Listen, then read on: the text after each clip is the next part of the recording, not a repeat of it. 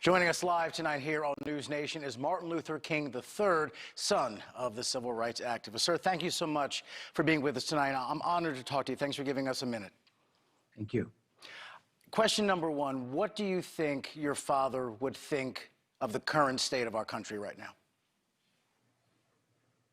So I think my father would be greatly disappointed in the fact that we have allowed ourselves to become a divided state of America, not a united states of America.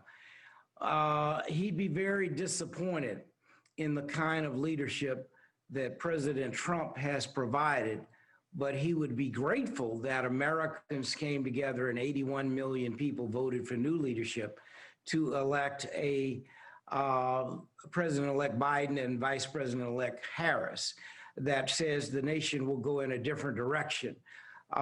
Because we must become a nation of ideas where we learn how to disagree without being disagreeable. Throughout his life, I think Dad showed us how we could do that. And unfortunately, we are at each other's necks right now. And this is a critical juncture.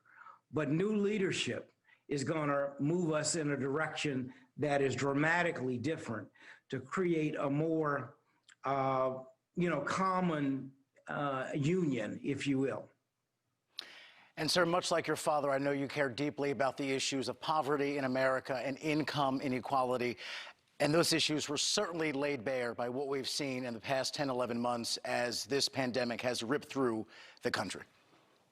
No question. When we think about the fact of where millions and millions of people are, and my father wanted to eradicate what he called the triple evils of poverty, racism, and he said militarism. I've sort of changed that to violence.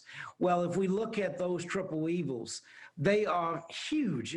Some would say that in relationship to poverty, yes, we talk about 40 or 45 million people, but some would say well over 100 million people. We've got to do better than that in the wealthiest land on the planet. When it comes to racism, we see where we are. We're at each other's necks. That has got to change, and it's going to. And finally, in relationship to violence, violence is at epidemic levels. But until we begin to treat each other with dignity and respect, and like we're human beings, we're not going to address these issues. But it takes us coming together.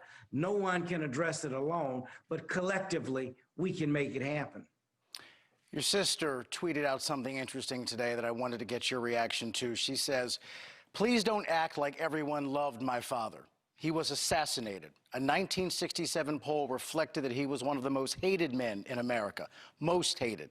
Many who quote him now and evoke him to deter justice today would likely hate and may already hate the authentic King."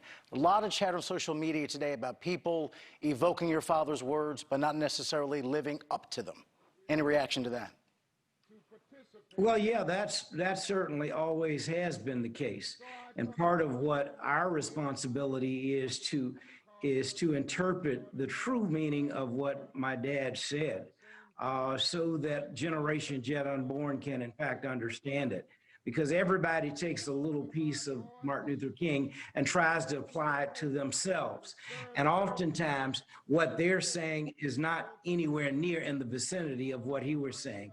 So we must authentically interpret Martin Luther King Jr. for those who do not understand. It's no secret that black voters saved and propelled and elected Joe Biden. Certainly, Kamala Harris later this week makes history, first vice president of color that we've ever had. What can and should this administration do for people of color in America? What kind of agenda should they have? Well, first of all, we in Georgia were able to deliver. For the first time in the history of our country, a black United States Senator, Reverend Warfield Warner, the pastor of Ebenezer Church, he's pastor where my father was co-pastor. Secondly, the first Jewish American senator, John Ossoff. As a result, the Democrats will have a majority. One of the first things that can be done in the House, the George Floyd Policing Act was passed. It was not allowed to be passed in the Senate by Mitch McConnell.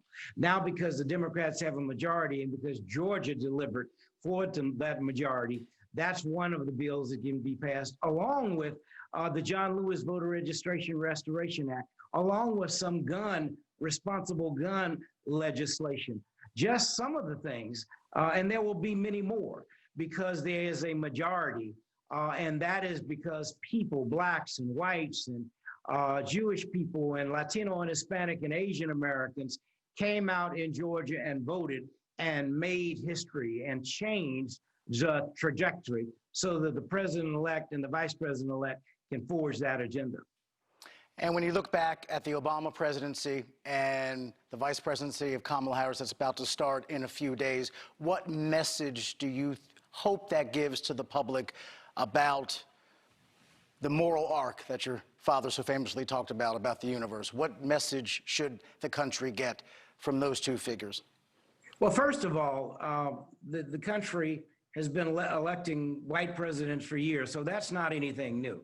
But the history is that we elected for the first time a black woman and a Southeast Asian woman.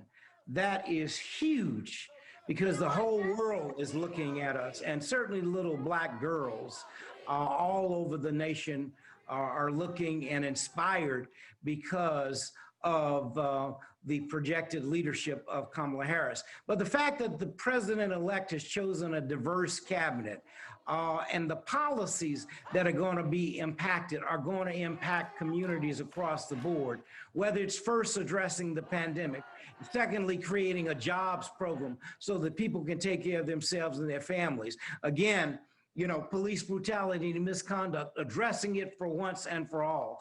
All of those kind of things are the kind of things that we expect out of this administration.